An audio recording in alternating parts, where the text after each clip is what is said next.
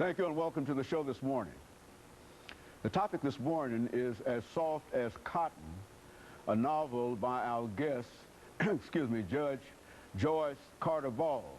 And of course, Joyce Carter-Ball, Judge, let me welcome you to the show this morning. Thank you, Dr. Haney. And to tell you how delighted, Judge, we are to have you this morning. Thank you so much. And to talk about your first novel, and to try to do it within the context of recognizing that this is the end of Negro History Month and the beginning of Women's History Month, and to deal with it from that perspective so that we might be able to give as much information to our audience as we possibly can in reference to this first book, As Soft as Cotton. But before we do that, Judge, let's have you to give us some information about your background, your education, and some of the things that were important in terms of eventually leading you not only to write your first novel, but at the same time to be a judge in the state of Tennessee. And let's talk about it from that perspective. Thank you, Dr. Haney. It's an honor to be here today. I'm a native Virginia, and I went to Hampton University. I majored in psychology. I got a BA in psychology. I'd always wanted to go to law school, and I was accepted after college, but I wasn't in a position to go at that particular time. But I never lost that dream. I sort of tucked that dream of going to law school away, and I knew that someday and somehow it would happen.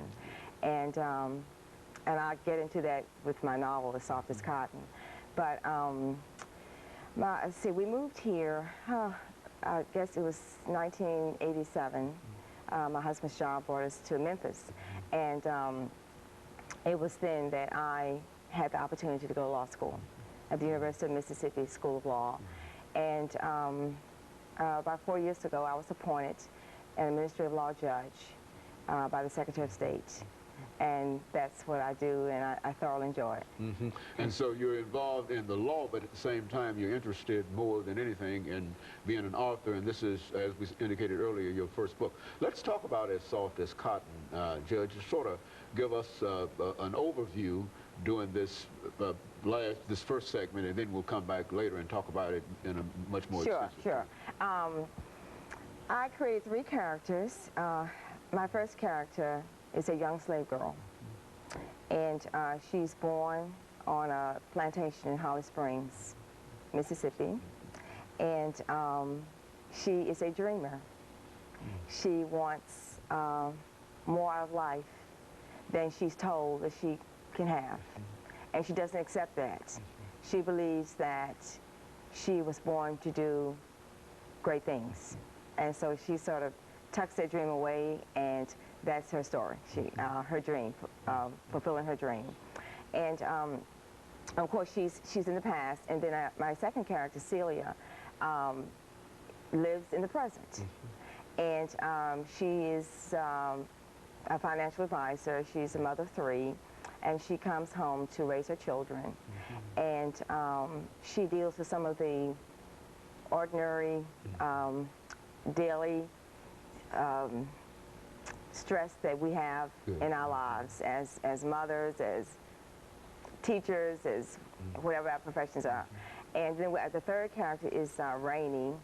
And Rainey's life starts in the present, but as the story progresses, it goes on to the future. And her journey represents what I think the future may hold for us. Yes. And so overall, now looking at this first character, born in a slave situation in Holly Springs, Mississippi, and having dreams and aspirations of being more than a slave, how do you get her into a situation of having dreams as a slave girl, to have such dreams, to have such ambitions in a real sense? She's very intelligent, and she's curious. And as she goes about her daily duties in the master's house, as I call it, the big house, she is very perceptive, and she listens to everyone who comes in that house. and everything she hears, she believes, gee, why not me? Why couldn't I live like this? And that's how she sort of starts dreaming and believing that she can accomplish anything. Very good. And of course, what we'll do, Judge, we'll take a first commercial break, and then we'll come back and we'll say a few more words in reference to this slave girl who had an opportunity to hear things and somehow had ambitions, and we'll talk about that. And of course, we'll be back with our audience following this very, very short commercial break.